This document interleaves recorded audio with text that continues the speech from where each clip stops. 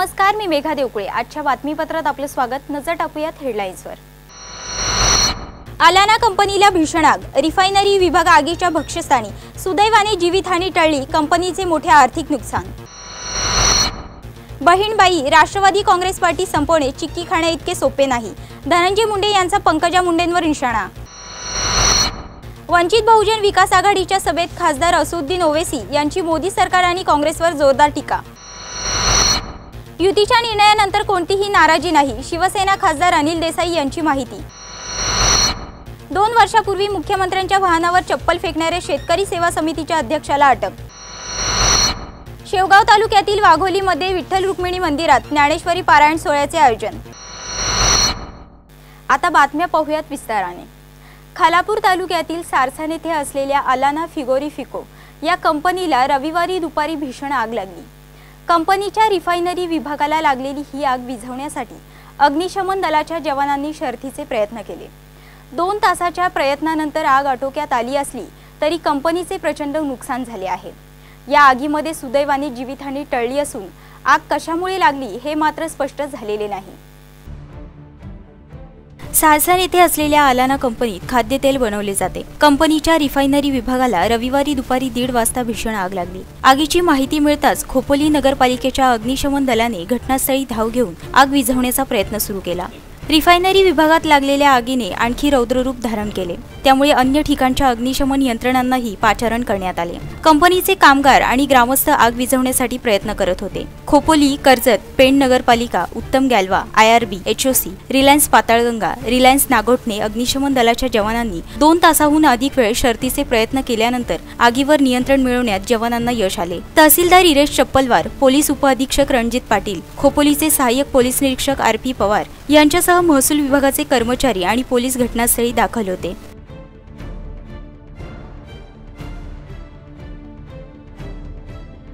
त्या कंपनीला आग लागलेली आहे आणि आग लागलेली आम्हाला समजतात तात्काळ आता 6 फायर ब्रिगेडचे पोचलेले आहेत आणि काम युद्धपातळीवर चालू आहे।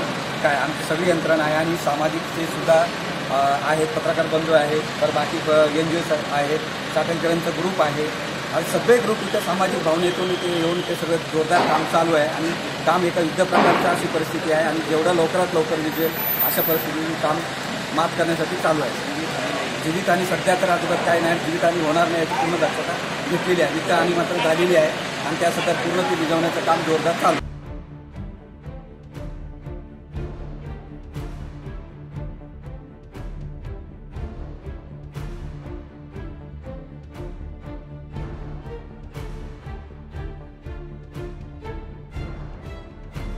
आग नेमकी कशामुळे लागली हे स्पष्ट झाले नसले तरी या आगीमध्ये कंपनीचे मोठे नुकसान झाले आहे।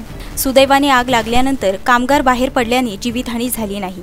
कंपनीच्या व्यवस्थापनातील प्रमुख अधिकारीही आग आटोक्यात करण्यासाठी प्रयत्न करताना दिसत होते। वेळीच आगीवर नियंत्रण मिळवल्याने मोठा अनर्थ टळला असून दूरवरून आगीचे आणि धुराचे लोट दिसत होते।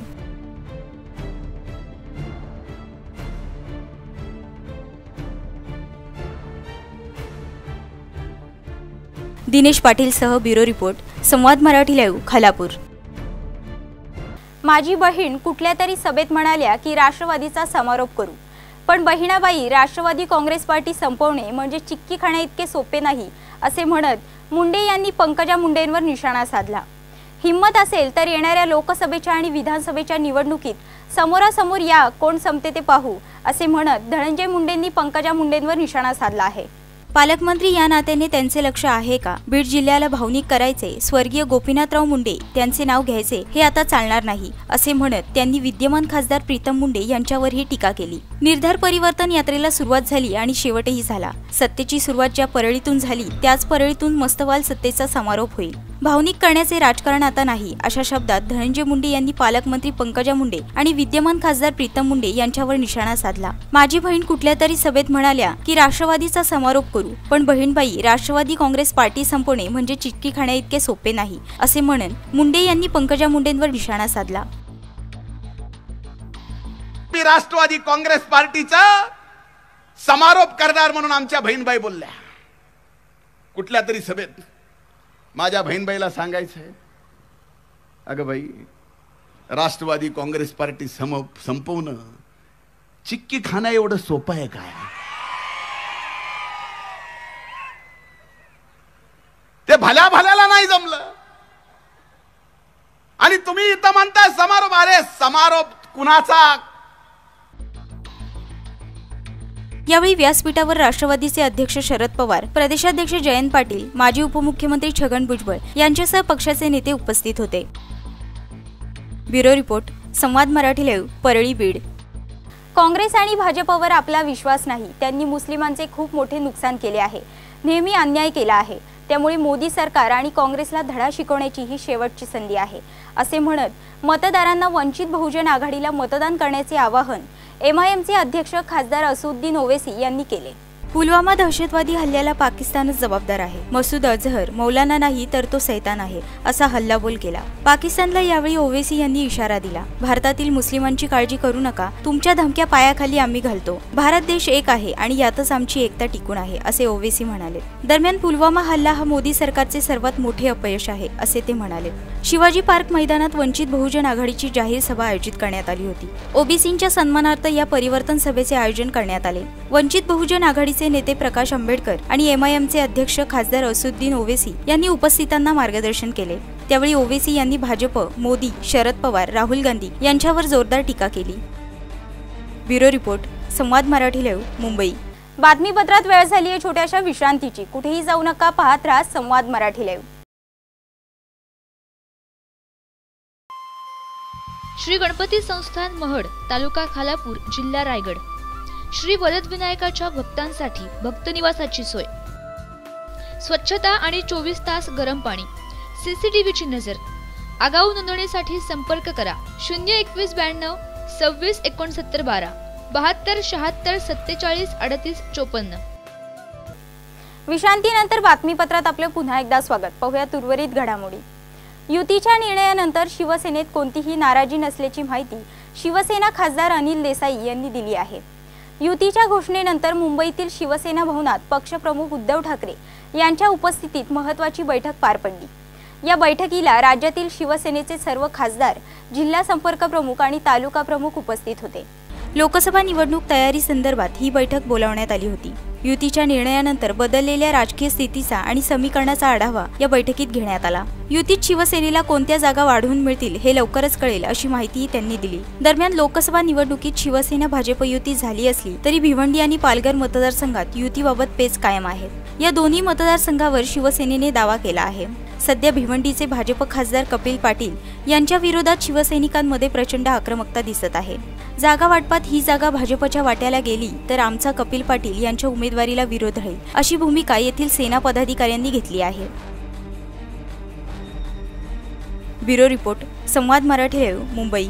मुख्यमंत्री देवेंद्र फडणवीस 2 वर्षांपूर्वी तिरोडा नगर परिषदेच्या निवडणुकीच्या प्रचारासाठी आले असता शेतकरी सेवा समितीचे अध्यक्ष नरेंद्र रहांगडाले यांनी मुख्यमंत्र्यांच्या वाहनावर चप्पल फेकली होती.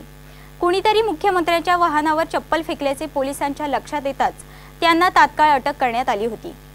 नरेंद्र मोदी आणि देवेंद्र फडणवीस सरकारने 2014च्या निवडणुकीमध्ये जी आश्वासने जनतेला दिली होती त्या आश्वासनांची केंद्र आणि राज्य सरकारने पूर्तता केलेली नाही.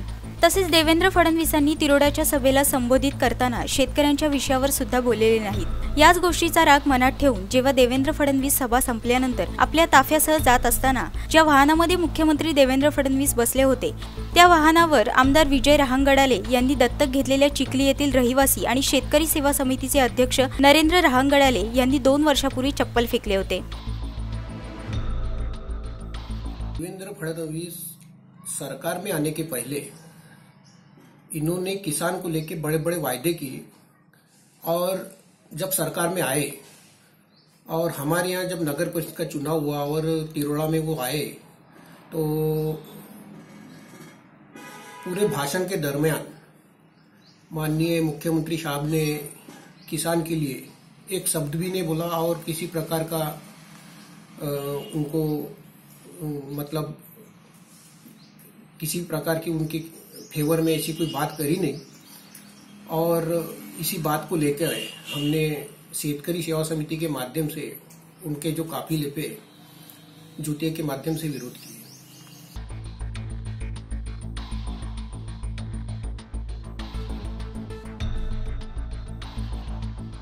मुख्यमंत्री देवेंद्र फडणवीस आणि केंद्रीय वाहतूक मंत्री नितीन गडकरी तिरोडा येथे आयोजित विविध विकास कामांच्या भूमिपूजन कार्यक्रमात उपस्थित राहणार असल्याने 2 वर्षापूर्वी मुख्यमंत्र्यांच्या वाहनावर चप्पल फेकल्याने पुन्हा तसे घडू नये म्हणून तिरोडा पोलिसांनी नरेंद्र रहांगडाले यांना अटक केली आहे.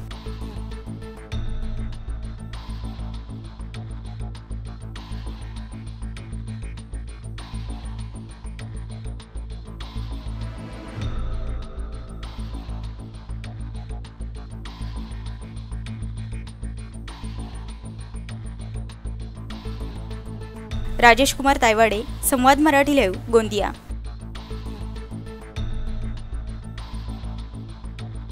अहमदनगर जिल्ह्यातील शेवगाव तालुक्यातील वाघोली येथील विठ्ठल रुक्मिणी मंदिरात वैकुंठवासी यादवबाबा वाघोलीकर यांच्या पुण्यतिथी निमित्ताने हबप भालसिंग महाराज यांच्या नेतृत्वाखाली ज्ञानेश्वरी पारायण सोहळ्याचे आयोजन करण्यात आले होते. पारायणाचे हे 42वे वर्ष आहे. पारायण काळात हबप उद्धव सबलस, शिवाजी देशमुख, अंकुश कादे, आदिनाथ दानवे, बाळकृष्ण सुडके, रामदास गर्जे, भानुदास शिरसाट यांची कीर्तने होणार आहेत. राम महाराज झिंजुरके यांच्या कीर्तनाने या सोहळ्याची सांगता होणार आहे. तसेच 23 फेब्रुवारी ते 3 मार्च या काळात अनेक नामवंतांची प्रवचने होणार आहेत. विना उभारणी प्रसंगी भालसिंग महाराज, अभिमन्यू भालसिंग, रमेश भालसिंग, भाऊसाहेब शेळके, सूर्यभान केसभट, बाळासाहेब भालसिंग, रामकिसन चव्हाण चोपदार, मळू बोर्डे, साठे महाराज यांच्यासह ग्रामस्थ मोठ्या संख्येने उपस्थित होते.